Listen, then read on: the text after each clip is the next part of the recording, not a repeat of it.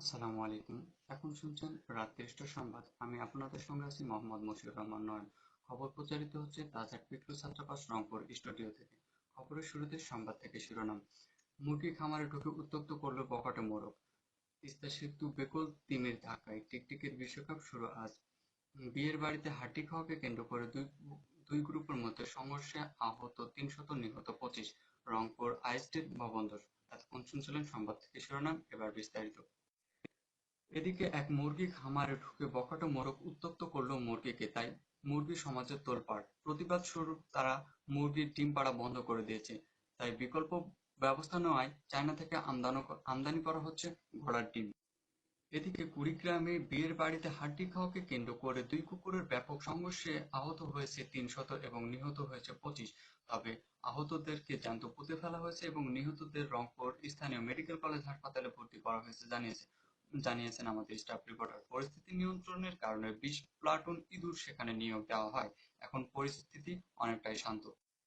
এদিকে তিস্তার পানি কমে যাওয়ায় বিপাকে পড়েছে হাজারো মাছ, হাতি, ঘোড়া, ছাগল, গরু ইত্যাদি। গতকাল সন্ধ্যায় তিস্তা ব্রিজের পাশ দিয়ে একটি তিমি বাস যাওয়ার সময় ব্রিজের একটি স্প্যানের সাথে ধাক্কা লেগে ব্রিজের এক পাশ ধসে যায়। সেই সময় রংপুর থেকে কুড়িগ্রাম ও লালমনিরহাট সড়ক ও রেল যোগাযোগ সাময়িকভাবে বিঘ্নিত হয়।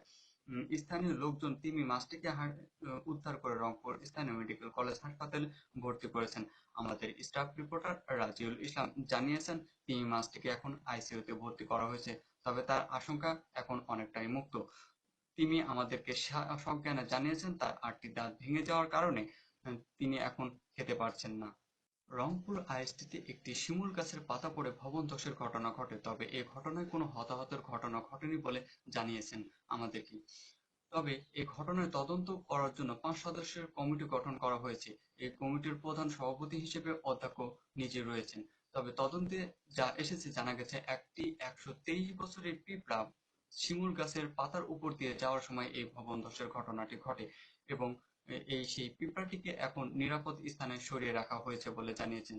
তবে পিঁপড়ার সাথে সাক্ষাৎ করলে জানান যে তার এই গাছটি অত্যন্ত প্রিয় হওয়ার কারণে তিনি এই গাছে ঘুরতে এসেছিলেন এবং ঘুরতে এসেই তিনি এই দুর্ঘটনার সম্মুখীন হয়েছে। তবে পিঁপড়াটি এখন কোনো সমস্যা নেই বলে আমাদেরকে জানিয়েছেন। এবার খেলার সংবাদ। শুরুতেই ক্রিকেট। আজ শুরু হচ্ছে টিকটিকি বিশ্বকাপ ২০১৫। ভেন্যু বঙ্গোপসাগর।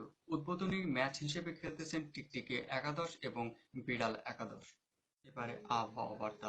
আজকের সারাদিনের আবহাওয়া বার্তায় জানা গেছে যে আজকে সারাদিন কোনো বৃষ্টি হবে না, তবে রাত্রে মেঘলা থেকে ভারী বর্ষণ হতে পারে।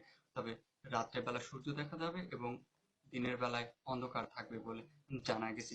বৃষ্টির সাথে ইট, পাটকেল, খোয়া এবং বালি পড়তে পারে। আবহাওয়া বার্তা সতর্কতা সংকেত হিসেবে সাইকেল, ভ্যান, রিকশা এবং অটোকে ৫ নম্বর সতর্ক সংকেত দেখিয়ে যেতে বলেছেন এবং রিকশা এবং লঞ্চ, স্টিমার, বাস, ট্রাককে ১ নম্বর সতর্ক সংকেত দেখিয়ে যেতে বলা হয়েছে এবং আবহাওয়া বার্তা আরও একটি নির্দেশনা দিয়েছেন যে রাজিউলের সাইকেল নিয়ে যেন আজকে বাহির না হয়।